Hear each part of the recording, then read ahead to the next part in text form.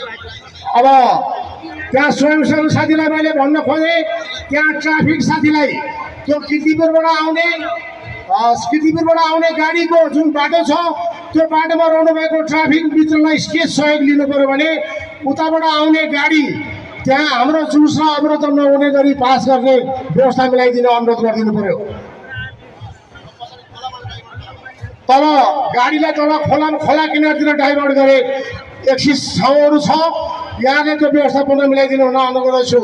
मैले देखिरहेको छु कालीमतीबाट आउने बाटोबाट कालीमतीको चोकमा राष्ट्रिय झन्डा सहित साथीहरू आइरहनु भएको छ भने उता धोबी घाटबाट पनि यता पुल क्रस गरेर वैध हस्पिटल अगाडि आइरहनु भएको छ। ठुलो महास छ, ठुलो जुलुस समय लाग्छ। यो ललितपुरको जुलुस हुनुपर्छ अथवा भक्तपुरको जुलुस हुनुपर्छ।